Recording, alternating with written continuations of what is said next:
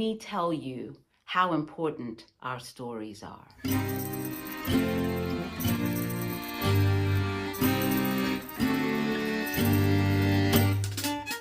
Once there was a rabbi who, whenever he sensed that his community was in danger, would go into the forest in a very specific spot.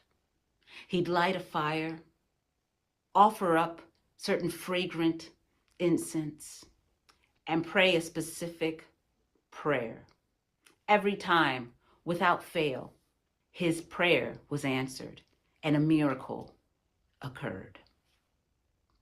When that rabbi passed the mantle on to one of his disciples, that person went into the woods and they lit the roaring fire and they sprinkled in the incense, but they couldn't remember the exact words to the prayer. And they said, God, this is going to have to be enough. And they dwelled in faith. And lo and behold, the miracle occurred and the people were saved.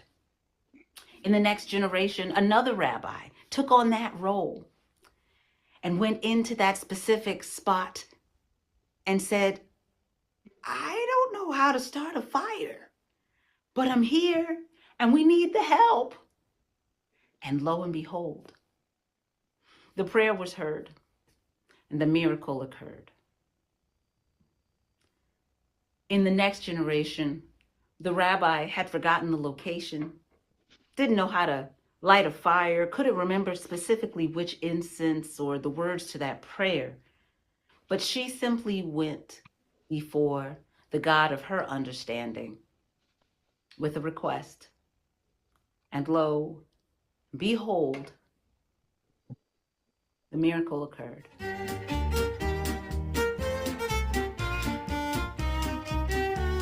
This story illustrates the gifts in holding our history and continuing to show up to the traditions that have supported us and supported our people throughout time, but showing up as we are, as this moment in history. Doesn't matter who you are. It doesn't matter what you do. It doesn't matter what you need or what you're going through. Don't you hold it all in, 'cause everybody ought to see. Don't let your truth be drowned out. Yours is a voice we need. We need to hear you. We need to know you. Show us your dance, 'cause everyone ought to see. Sing out your song now. Tell us your story. Live in your own way. Be a part of our history.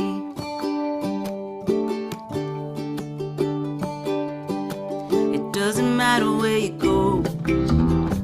It doesn't matter where you've been or who will shut you out, 'cause we are gonna let you in.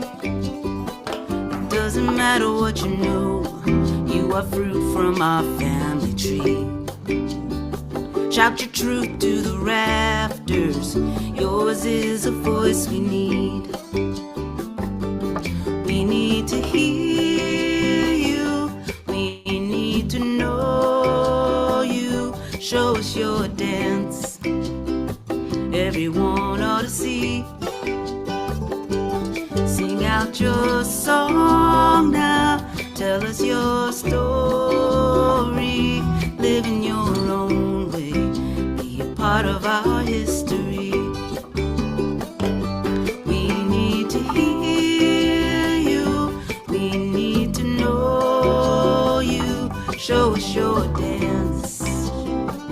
Everyone ought to see.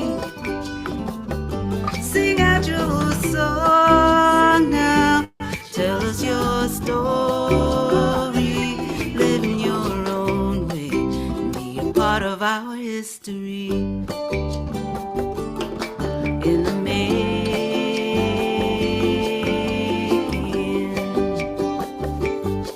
In the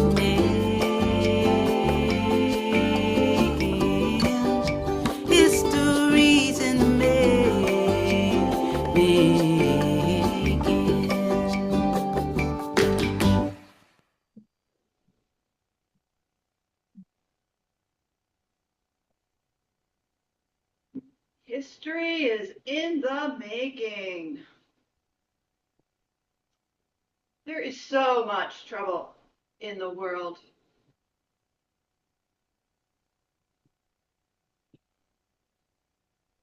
And it weighs heavy on me. And I imagine it weighs heavy on you too as well.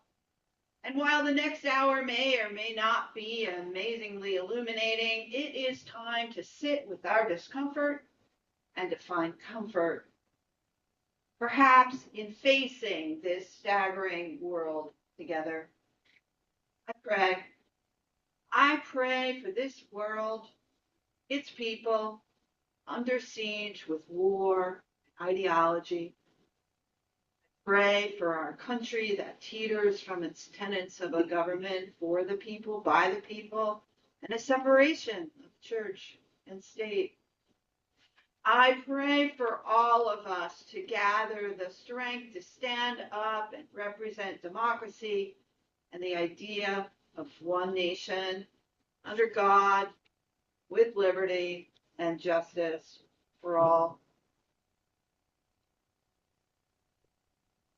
I pray for the children who bear the brunt of the obsession of tyrants, and my heart breaks for their collective suffering. I fear what damage will result with this trauma. So with ragged breath, I breathe deeply, remembering the natural rhythms of the earth, rejoicing in the bounty, even as I mourn. I come to understand my role, our role, bring loving energy with a commitment to peace, justice, and equity in our world. And today's service is an opportunity for us to look at the enormity of what faces us. It's an opportunity to mourn all that we lose and to absorb the trauma of the suffering of which we are witness. It is the opportunity to recommit ourselves to being emissaries on a special mission and remembering that we are one with one another. We have front row seats on the atrocities that tear apart people, genocide, climate terror, and unbridled greed and unsatiable power. And it is in this heightened atmosphere that we come together to reflect. So I want to share with you a short film by Charles Eisenstein, who's the founder of the Sanity Project, an American public speaker, teacher, and author who champions key themes including anti-consumerism, interdependence, and how myth and narrative influence culture. The film is called The Fall.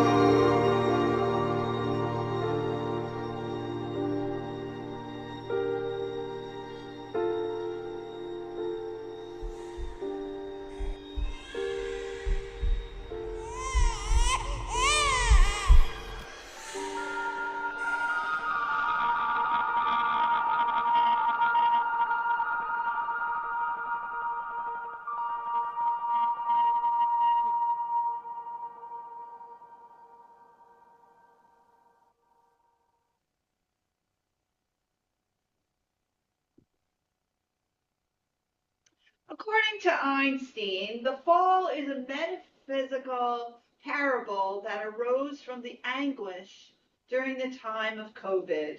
He writes, the insanity around the pandemic brought to a head the pervasive wrongness of the civilized world that often makes me wonder, what the heck am I doing here? Who marooned me on planet crazy? He continues, the insanity and the unnecessary hellish suffering of this world has become so completely normalized that either we are hardly aware of it or we take it for granted as just the way things are. When one awakens to it, it seems so monstrous, so inconceivable, so intolerable that one cannot understand how others so readily accept it as normal. The result is a profound sense of alienation. And here is his description of what he was trying to convey. In this film, wise and luminous people journey from far and wide to gaze upon the disturbing spectacle, a pit that is opened up in the earth. It is indeed a pit of hell. They gather around the pit, holding hands, and gaze into it. And then what they see horrifies them beyond anything they could imagine. Nothing in their direct experience has ever suggested such misery could exist. What they are seeing, we recognize as scenes from this earth. The people around the pit join hands in solidarity. They look at each other. They nod in agreement, in shared understanding. Their horrified, shocked, tearful countenances relax into serene purpose. As one, they pitch forward into the pit. They are angels carrying love, peace, and healing into the pit of hell. I can only imagine in making this film that he is drawing a connection between these beings and our beings, our mere mortal beings, to encourage us to live in this moment of peril as an angel carrying love, peace, and healing. It is a message made clear with creativity. Singer-songwriter Holly Near encourages us in a similar fashion, and I have a strange idea that that Einstein might have gotten the idea from Holly's song, and this is called "The Souls Are Coming Back," and it was performed at an annual conference called the Bioneers. And the Bioneers is a nonprofit organization focusing on breakthrough solutions for people and the planet. So let's take a look at Holly Near's version of this same parable.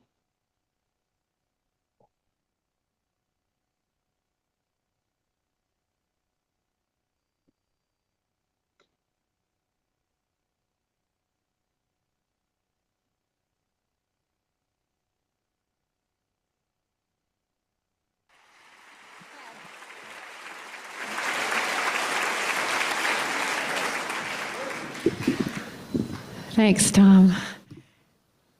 A cellist in Sarajevo went out into his square when the bombs were dropping and started playing his cello. And someone from the press said to him, "Why are you out here playing your cello while the bombs are dropping?" And he said, "Why are they dropping bombs while I'm playing the cello?"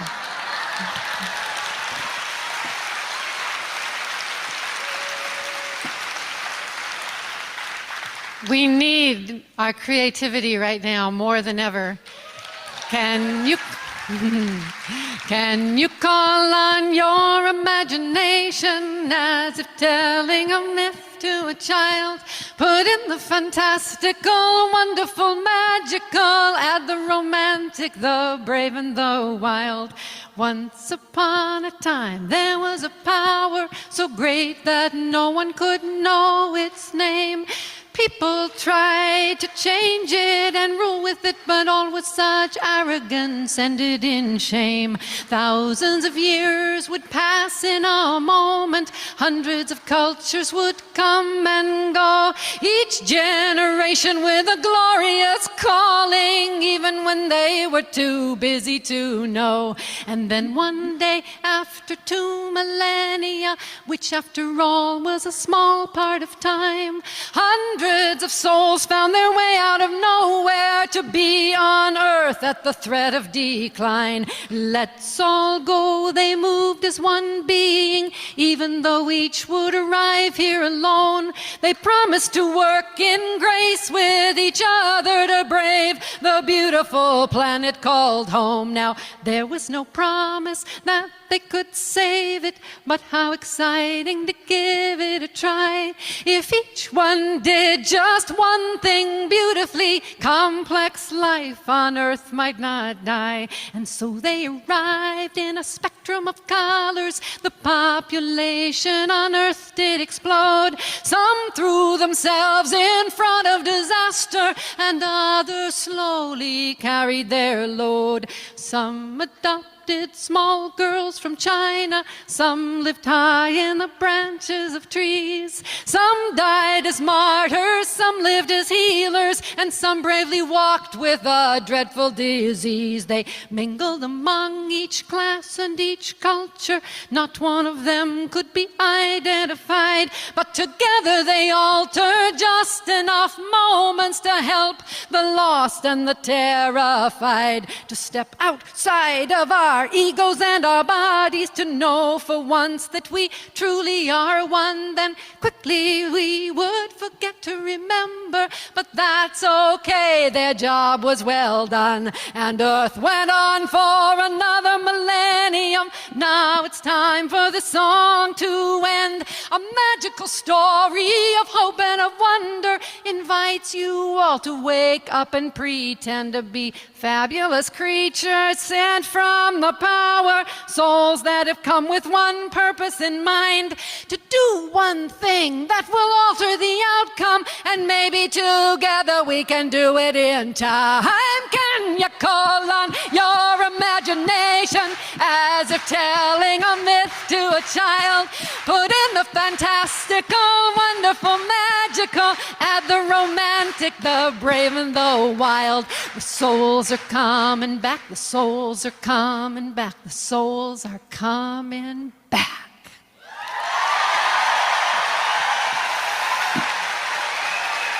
Thank you.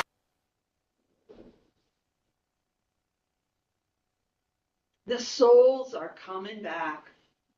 What I like about this song is the concept that we all, in our own unique ways, have the capacity to be an angel, to use our unique personality to do the one thing beautifully, to transform suffering of one kind or another in how we live our daily lives. How we live our daily lives, from my experience, includes examining our wounding and coming to the realization of what stories we have that we have internalized. This is a journey that I've been on for several years. For me, I've been actively trying to tease out my own interpretations of painful memories from my childhood. And I want to just tell you one story. When I was in the first grade, I had a teacher. I remember her name because I was traumatized by her. Her name was Mrs. Ferguson.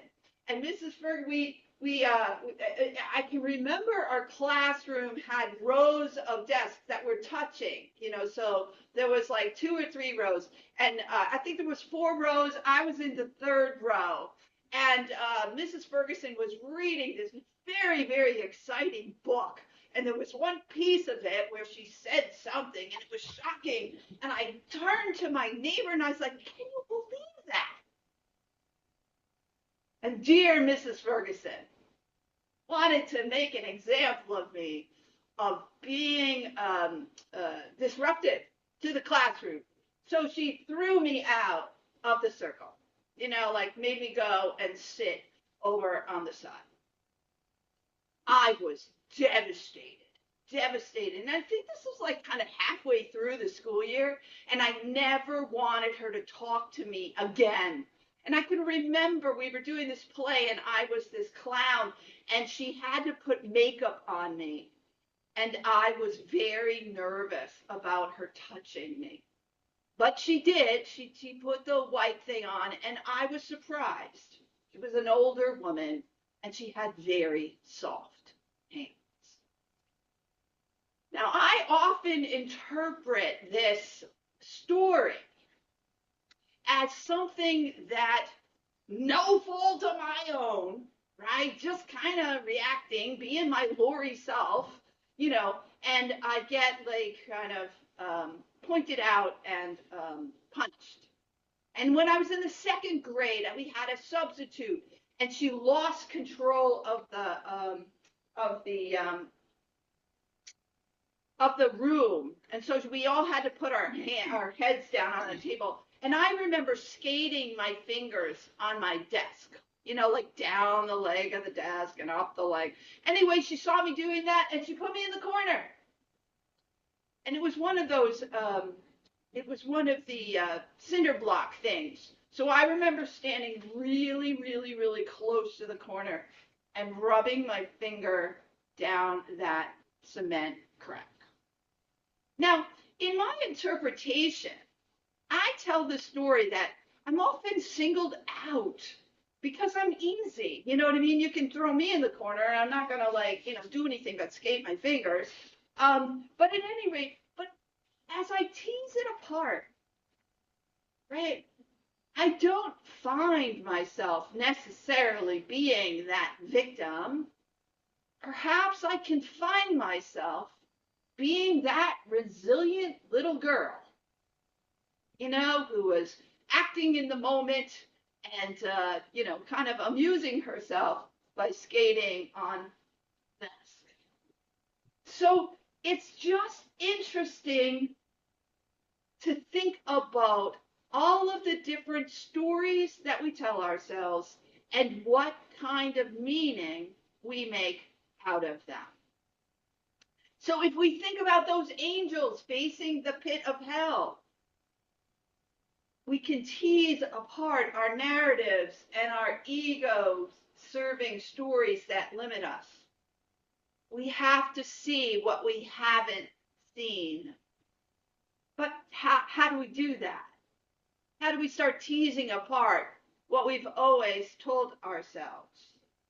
Now, one thing I would say is that we have to start making distinctions between what is people and what is our situation, or even policy.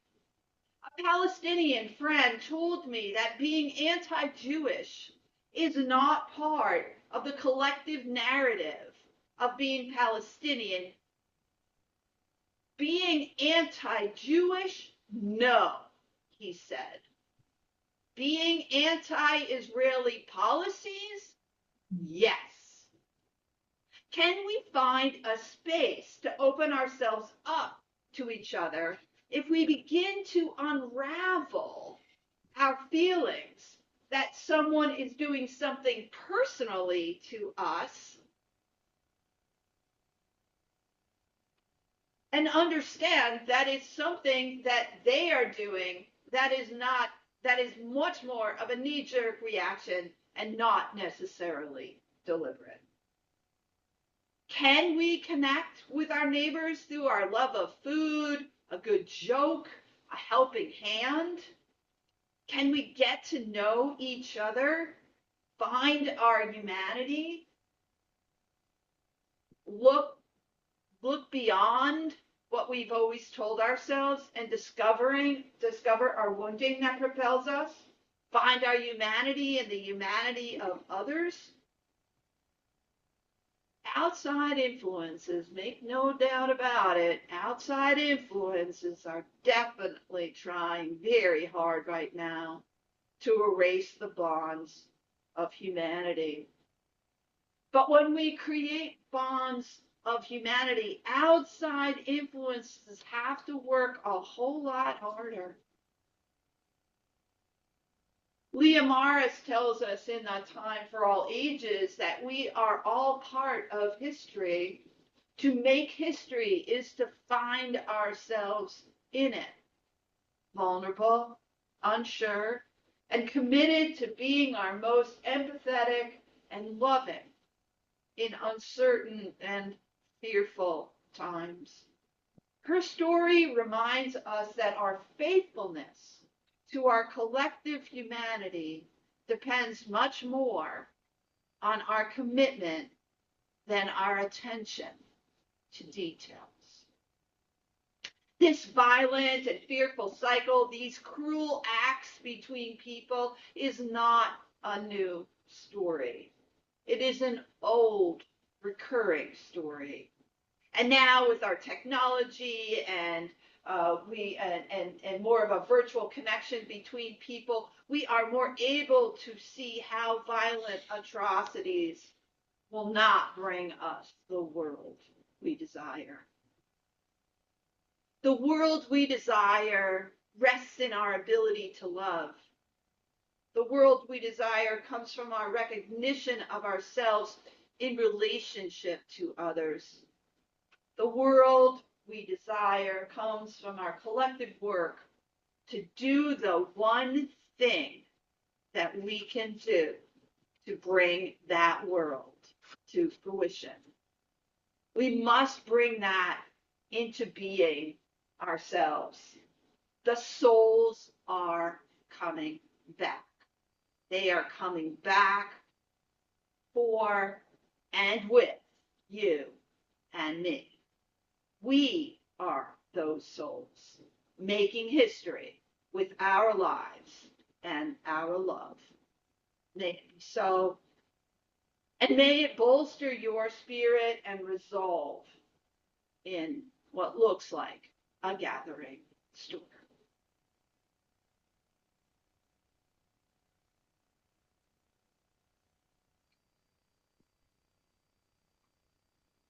Any comments?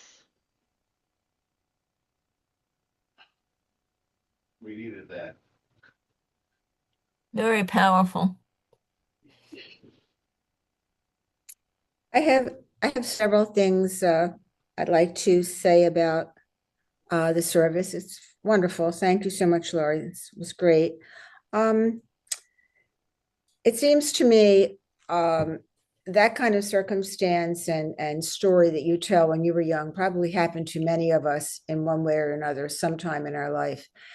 And it occurred to me that it's possible that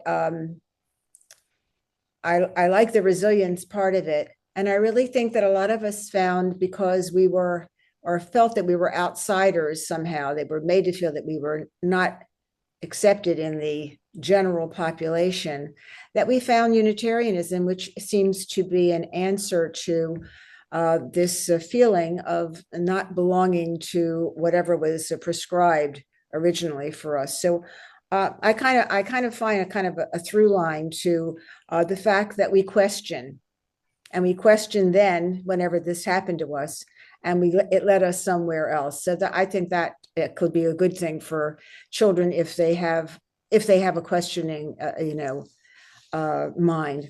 The other thing I wanted to say is that there's one thing, and Jim Murtha, who was once one of our members, he was I don't know, I cannot remember who did it, but there was a film that he had to have us see. It was a documentary-ish film. We dragged Tom and I went to his house, and the story was that there's one thing that happens for everyone. The sun rises every day for us. It's always there. And I had thought, wow, what a thing to take a child out early in the morning to say, you see that? That's for you. That sun is your sun. So I like all those kind of ideas that there is something always there for us if we could see it, and if we would, be able to do something about it. The other thing is the storytelling. Around 8 years ago at this time, I bought 2 houses in this area where I'm living, and one was just by happenstance because the first one came up, and the second one I had thought would be my first one fell through, and then I wound up buying it when the other people backed out. And the one thing that I wanted to do with it was to make a storytelling center out of it, along with other activities. And it's almost done, and I'm very happy. And I've been in touch with some storytelling people, and I do think that telling your story and sharing your story with other people makes us again feel like we don't make assumptions about other people. We learn about other people. So I got a lot of this, all of these things that were spoken about today, and I thank you very much. And I guess I'm done. Anybody else? Any comments? Thank you, Sharon. Thank you, Laurie. That was beautiful. It was beautiful. Holly Near is a powerful singer. She sang a cappella there, just went from speaking into singing with a loud voice. Yeah, yeah, That Holly was Near's incredible. amazing. Don't know if I've seen her on video before. I've never seen her in person. I wanted to add one more thing, the fact that you told the story about the rabbi and the story. My daughter, who was really not raised with any religion, decided that she wanted to learn more about Judaism. And so she went on her own, and I sent her there to the synagogue up in my old neighborhood. And she learned some things that I don't know about because I was not raised in a religious home. But the one thing that came up because she was lighting the Hanukkah candles, there was a story about something about if there was only one night's worth of oil, it would have been enough. And the same thing happens at Passover when you say it would be enough. So this "it will be enough" is a very recurring theme of Judaism. And I think that she was saying that what we are is also enough. So I thought that was kind of an interesting thing that she told the story. And I said, hey, on Hanukkah, they say the same thing. It would be enough. And they do it on Passover also. So I guess that the theme of it would be enough, we will be enough. Whoever we are, the way we are is enough.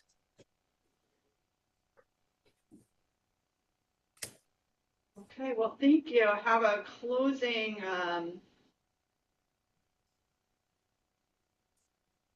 song.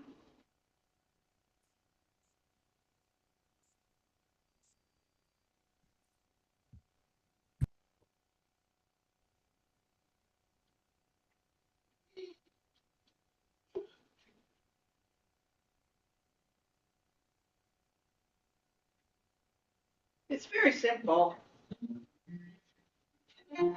Do you hear, oh my friend, in the place where we stand, through the sky, through the land? Do you hear, in the heights on the plains, in the vale of the main, in the sun, in the rain? Do you hear,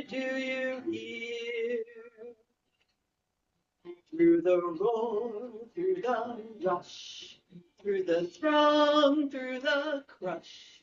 Do you hear in the hush of your soul, of your soul? Hear the cry, fear won't still. Hear the heart's call to will. Hear the sigh, startling thrill. In your soul, in your soul.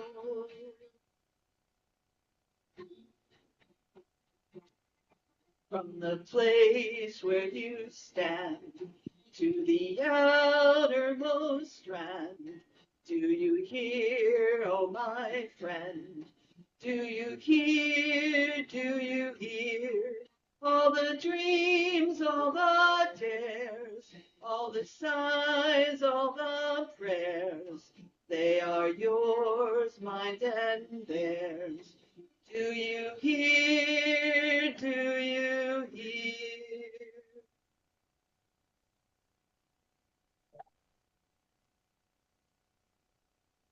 Oh, did that not share?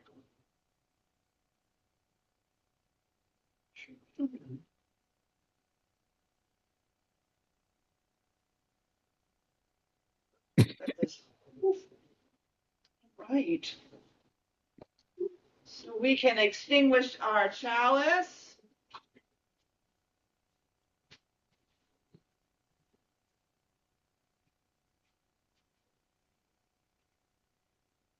So we extinguish this chalice, but we bring forth our unique gifts to bless and to help and to sustain ourselves and our world until we meet together again.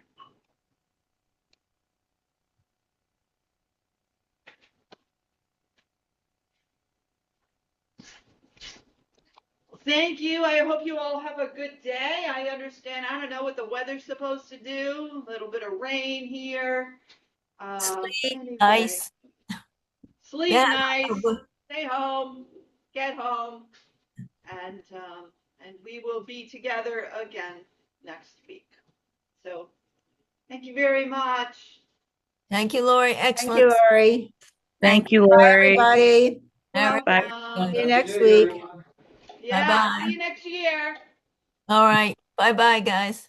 Bye bye.